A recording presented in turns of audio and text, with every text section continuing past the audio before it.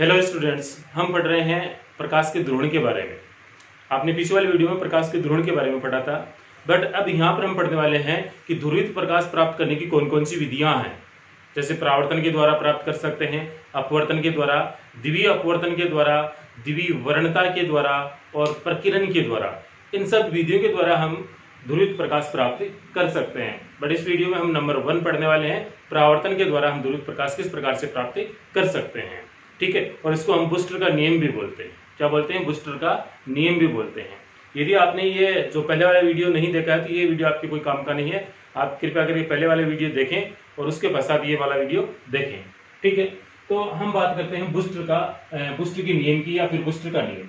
ठीक है, वैज्ञानिक बूस्टर ने बताया कि जब किसी पारदर्शी माध्यम पर, साथ साथ में आप देखते हुए रहें, वैज्ञानिक बूस्टर ने बताया कि जब किसी पारदर्शी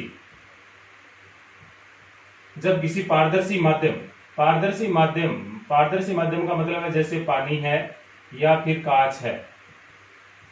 जब किसी पारदर्शी माध्यम पानी या कांच पर अध्रुवित प्रकाश को आपतित करवाते हैं तो हमारे पास में इधर क्या है? पारदर्शी माध्यम है। इधर पारदर्शी माध्यम है। ये क्या है? पारदर्शी माध्यम है और इसका जो अपवर्तनांक है कितना है? n मान लेते हैं। ठीक है, तो अब दोबारा सुन लीजिए। वैज्ञानिक बूस्टर ने बताया कि जब किसी पारदर्शी माध्यम जैसे कांच या पानी पर एक विशेष कोण जिसको हम आपतन कोण IP बोलेंगे, यानी कि विशेष आपतन कोण IP पर अध्रुवित प्रकाश को आपतित करवाया जाता है तो इस कंडीशन में क्या होगा? ये आपकी परावर्तित प्रकाश किरण और ये अपवर्तित प्रकाश किरण, ये दोनों एक दूसरे के क्या होती हैं? लंबवत होती है। ठीक है, यानी कि ये दोनों एक दूसरे के क्या होती हैं? लंबवत होती हैं। कहने का मतलब है यहाँ पर कितना एंगल बनेगा? 90 का एंगल बनेगा। ठीक है, और इसे ही हम क्या बोलेंगे? बूस्टर का नियम। अब कंटिन्यू एक ही शब्दों में सुने। वैज्ञानिक बूस्टर ने बताया कि जब किसी पारदर्शी माध्यम पर एक विशेष आपतन कोण IP के साथ अध्रुवित प्रकाश को आपतित करवाया जाता है तो उस स्थिति में परावर्तित प्रकाश किरण और अपवर्तित प्रकाश किरण दोनों एक दूसरे के लंबवत होती है। यानी कि दोनों के बीच में 90 डिग्री का कोण बनता है और इसे ही हम क्या कहते हैं? बूस्टर का नियम कहते हैं।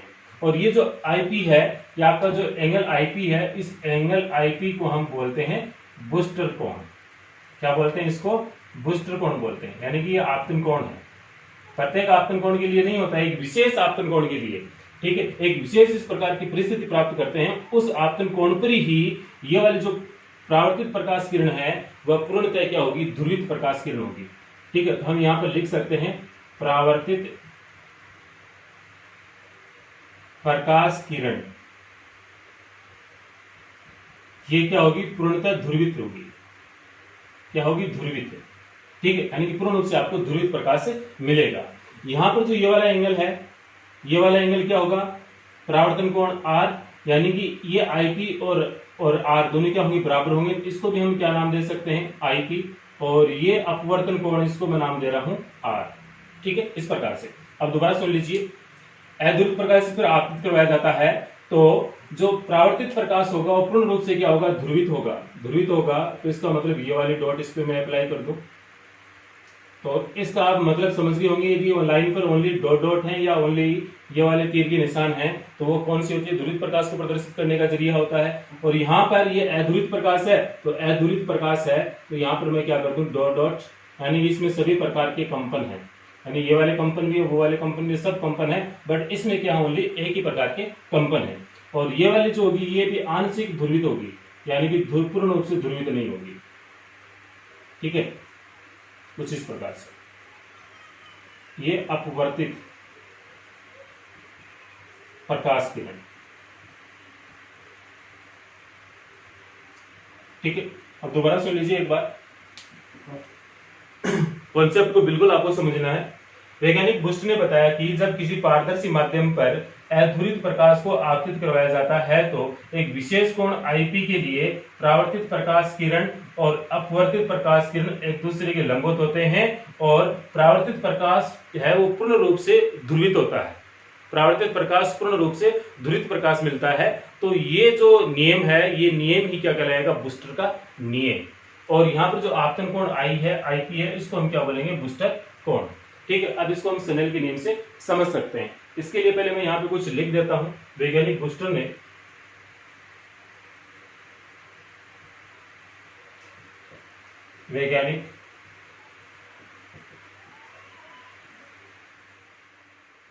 ने होता है तो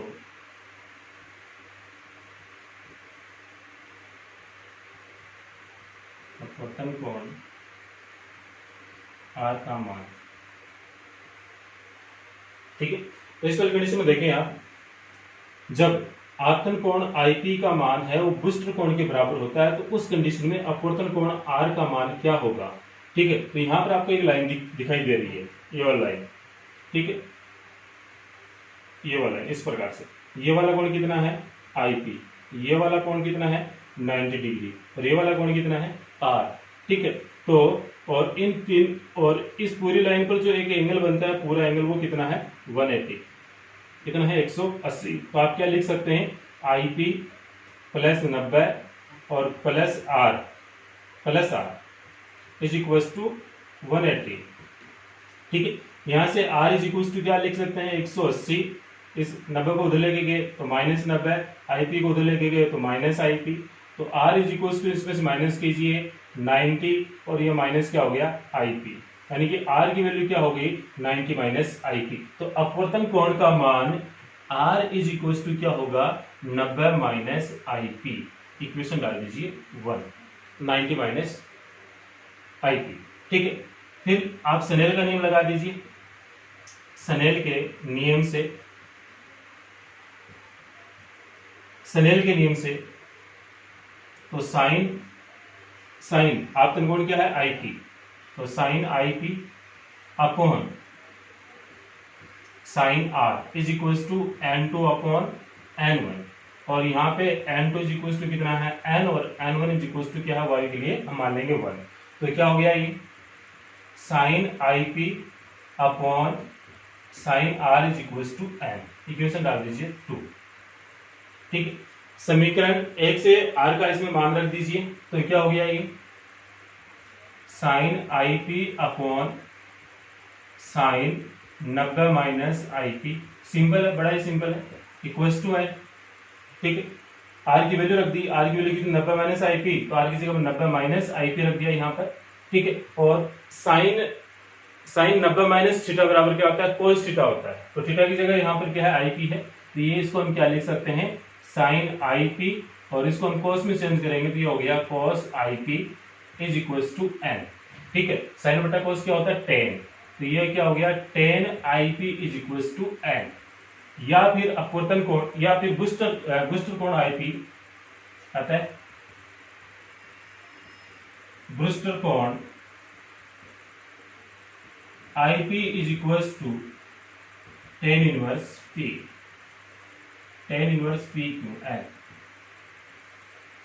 ठीक है, तो इस प्रकार से हम बूस्टर कोण आईपी का मान ज्ञात कर सकते हैं। यदि हमें अपवर्तनांक का मान चाहिए, माध्यम के अपवर्तनांक का मान चाहिए, पारदर्शी माध्यम के अपवर्तनांक का मान चाहिए एन के, तो एन की वैल्यू हम ज्ञात कर सकते हैं। तो ये क्या है आपका सिंपल क्या है, एकदम बहुत ही सिंपल है बूस्टर का नियम, या फिर इसको इस विधि का नाम बोले तो क्या है परावर्तन के द्वारा प्रकाश का ध्रुवण। यहाँ पे मैंने क्या लिखा उसके एक वर्डिंग लगा लीजिए आप। वैज्ञानिक बूस्टर ने पाया कि जब अध्रुवित प्रकाश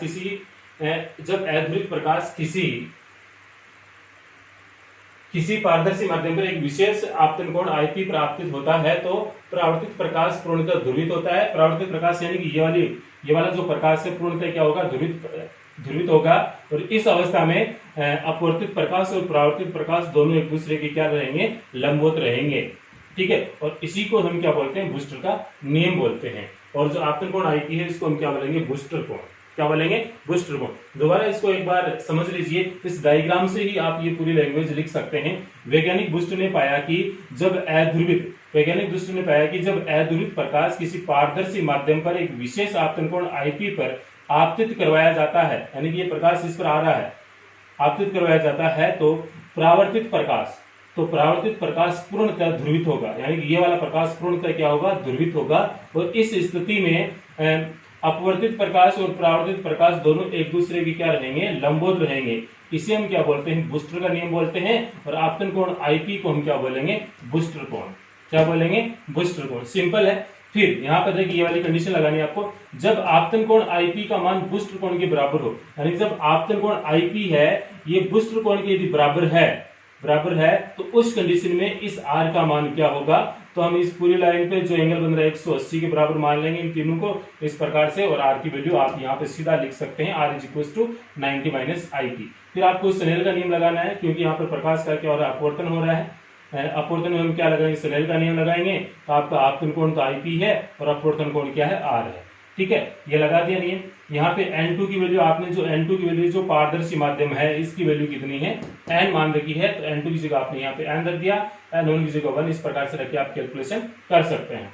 बड़ा ही आसान, बड़ा ही सिंपल है। इसका आप एक स्क्रीनशॉट ले लीजिए। तो सबसे पहले आपको ये हेडिंग डालनी है, बूस्टर का नियम कोष्टक में लिख लीजिए। उसके नीचे आपको सेम टू सेम इतना ही लिखना है। फिर इसके बाद में आप डायग्राम बनाओगे, डायग्राम के पश्चात आप ये नीचे कैलकुलेशन लिख लें। पूरा टॉपिक इतना ही है, एक लाइन भी नहीं छोड़ी आपने। ठीक है, पूरा का पूरा इसमें कवर हो जाएगा। स्क्रीनशॉट ले लीजिए इस टाइप। ठीक है, इसके बाद में नंबर 2 विधि आएगी आपकी। परावर्तन की जगह क्या लिखेंगे हम, अपवर्तन द्वारा प्रकाश का ध्रुवण। ठीक है, अपवर्तन द्वारा प्रकाश का ध्रुवण। उसमें है कि हम कांच की पट्टिका लेंगे और कांच की पट्टिका पर हम अध्रुवित प्रकाश प्राप्त उस पर आपतित करवाएंगे। ठीक है, तो प्रकाश का ध्रुवण किस प्रकार से होता है उसको हम समझेंगे नेक्स्ट वीडियो में। फिलहाल इस वीडियो में इतना ही है, और वीडियो देखने के लिए थैंक यू।